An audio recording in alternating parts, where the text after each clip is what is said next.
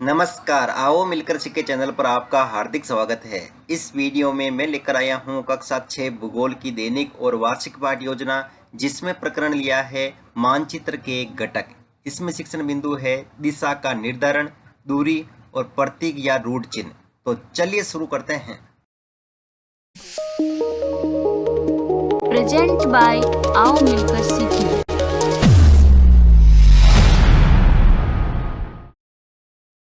सर्वप्रथम लिखेंगे विद्यालय का नाम, जहां पर आप ये लेसन प्रस्तुत करेंगे। कक्षा 6 विषय भूगोल प्रकरण मानचित्र के घटक।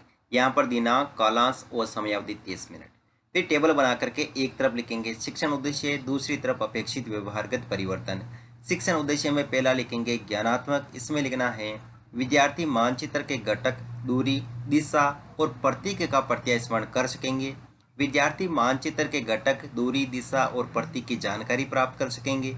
अवबोध, विद्यार्थी मानचित्र के घटक, दूरी, दिशा और प्रतीकों में अंतर स्पष्ट कर सकेंगे। विद्यार्थी मानचित्र के घटक, दूरी, दिशा एवं प्रतीकों की व्याख्या कर सकेंगे। ज्ञानोपयोग, विद्यार्थी मानचित्र के घटक, दूरी, दिशा एवं प्रतीकों से सीखे हुए ज्ञान को अपने भावी जीवन में आवश्यकता अनुसार उपयोग कर सकेंगे। विद्यार्थी मानचित्र के घटक, दूरी, दिशा एवं प्रतीकों से निष्कर्ष निकाल सकेंगे। फिर है कौशल, जिसमें लिखेंगे विद्यार्थी मानचित्र के घटक, दूरी, दिशा एवं प्रतीकों को समझने में कुशलता का विकास कर सकेंगे। विद्यार्थी मानचित्र के घटक, दूरी, दिशा एवं प्रतीकों को सूचीबद्ध करके तालिका बनाने की दक्षता प्राप्त कर सकेंगे। अभिरुचि, विद्यार्थी मानचित्र के घटक, दूरी, दिशा एवं प्रतीक का अध्ययन करने के प्रति रुचि उत्पन्न कर सकेंगे। विद्यार्थी मानचित्र के घटक, दूरी, दिशा एवं प्रतीकों से संबंधित समस्याओं पर आपसी विचार विमर्श करने में रुचि ले सकेंगे। अभिवृत्ति, विद्यार्थी मानचित्र के घटक, दूरी, दिशा एवं प्रतीकों के प्रति सकारात्मक दृष्टिकोण की भावना का विकास कर सकेंगे। विद्यार्थी मानचित्र के घटक, दूरी, दिशा एवं प्रतीकों के प्रति समीक्षात्मक भावना का दायित्व निभा सकेंगे। फिर है शिक्षण सहायक सामग्री, लपेट फलक, श्यामपट्ट, चौक, डस्टर, संकेतक, मानचित्र एवं अन्य कक्षा उपयोगी शिक्षण सहायक सामग्री। पूर्व ज्ञान, विद्यार्थी मानचित्र के घटकों के बारे में सामान्य जानकारी रखते हैं। फिर है प्रस्तावना प्रश्न, जिसमें टेबल बना करके लिखेंगे छात्राध्यापक क्रियाएं, दूसरी तरफ विद्यार्थी क्रियाएं। अगर आप छात्राध्यापिका हैं तो जहां पर भी छात्राध्यापक लिखा है उसकी जगह आप छात्राध्यापिका लिखेंगे। इसमें फर्स्ट क्वेश्चन, ग्रहों के चक्कर कौन लगाते हैं? उपग्रह। चंद्रमा किसका उपग्रह है? पृथ्वी का। पृथ्वी की प्राकृतिक आकृतियां कौन कौन सी है? पर्वत, पठार, मैदान आदि। पर्वत, पठार, मैदान आदि का अध्ययन किसमें किया जाता है? भौतिक मानचित्र में। मानचित्र के प्रमुख घटकों के बारे में आप क्या जानते हैं? समस्यात्मक प्रश्न। उद्देश्य कथन में लिखेंगे आज हम मानचित्र के घटकों के बारे में विस्तार पूर्वक अध्ययन करेंगे। फिर है प्रस्तुतिकरण, जिसमें टेबल बना करके लिखेंगे शिक्षण बिंदु, छात्राध्यापक क्रियाएं, विद्यार्थी क्रियाएं, विधि पर विधि और श्यामपट्ट सार। शिक्षण बिंदु में पहला लेंगे दूरी, जिसमें विकासात्मक प्रश्न में फर्स्ट क्वेश्चन, ग्लोब के अलावा पृथ्वी के विभिन्न स्थानों को दर्शाने का माध्यम क्या है? मानचित्र। मानचित्र के प्रमुख घटक कौन कौन से हैं? दूरी, दिशाएं, प्रतीक। दूरी के बारे में आप क्या जानते हैं? निरुत्तर विधि में प्रश्नोत्तर विधि। फिर है छात्राध्यापक कथन, जिसमें लिखेंगे मानचित्र एक आरेखन होता है जो पूरे विश्व या उसके भाग को छोटा कर कागज के एक पन्ने पर दर्शाता है। मानचित्र छोटे पैमाने पर खींचे जाते हैं, लेकिन इसे इतनी सावधानी से छोटा किया जाता है ताकि स्थानों के बीच की दूरी वास्तविक रहे। यह तभी संभव हो सकता है जब कागज पर एक छोटी दूरी स्थल की बड़ी दूरी को व्यक्त करती हो। इसलिए इस उद्देश्य के लिए एक पैमाना चुना जाता है।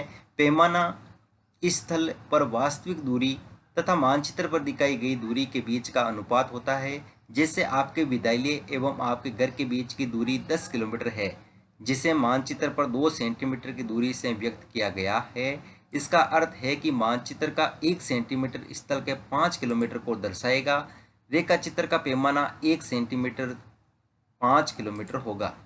यहाँ पर दोस्तों इससे संबंधित यहाँ पर हम मानचित्र से संबंधित इमेज लगाएंगे। विद्यार्थी क्रिया में लिखेंगे विद्यार्थी ध्यानपूर्वक सुनेंगे तथा मुख्य बिंदुओं को अपनी अभ्यास पुस्तिका में लिखेंगे।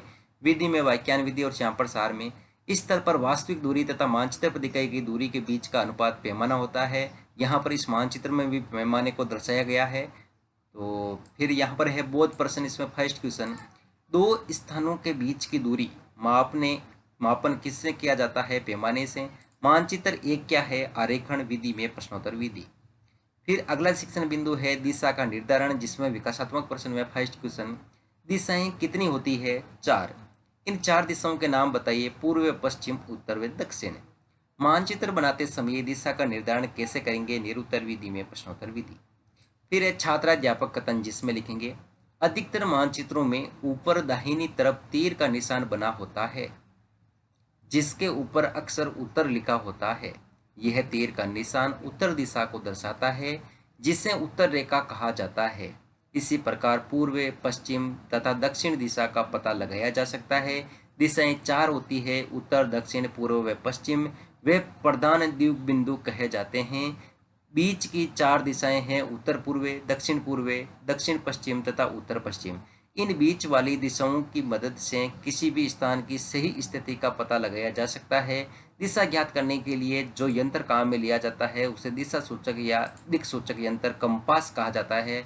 इस यंत्र में एक चुंबकीय सुई लगी होती है जो हमेशा उत्तर एवं दक्षिण को बताती है।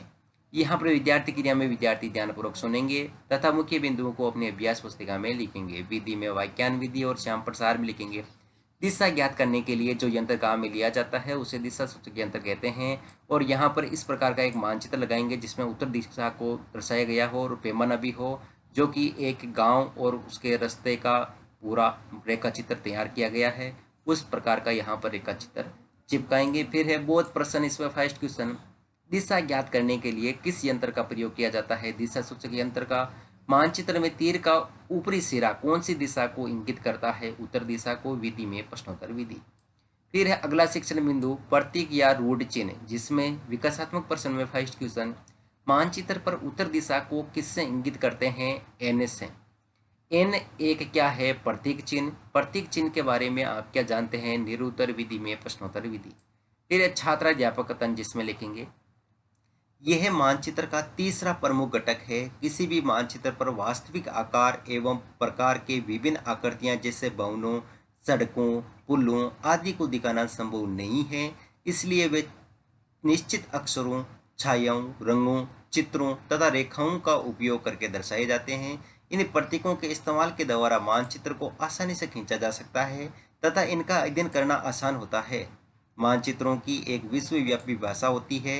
इन प्रतीकों के उपयोग रूढ़ प्रतीक कहे जाते हैं, जैसे नदी, नाले, समुद्र आदि जलाशयों को नीले रंग से, पर्वतों को भूरे रंग से, पठारों को पीले रंग से और मैदानों को हरे रंग से दर्शाया जाता है। और यहाँ पर दोस्तों प्रतीक और रूढ़ चिन्ह से संबंधित यहाँ पर चित्र चिपकाएंगे और बोध प्रश्न में लिखेंगे।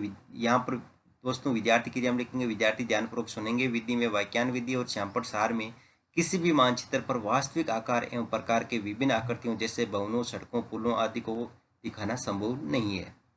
फिर है दोस्तों यहाँ पर बोध प्रश्न, इसमें फर्स्ट क्वेश्चन, नदियों को किस रंग से प्रदर्शित किया जाता है, नीले रंग से। पठारों को किस रंग से प्रदर्शित किया जाता है, पीले रंग से। विधि में प्रश्नोत्तर विधि।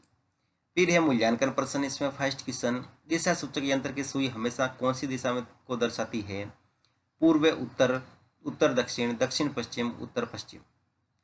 फिर यहाँ पर है सेकंड क्वेश्चन, दिशाएं होती है 4 या 5। मानचित्रों की एक विश्वव्यापी भाषा होती है, सत्य या असत्य।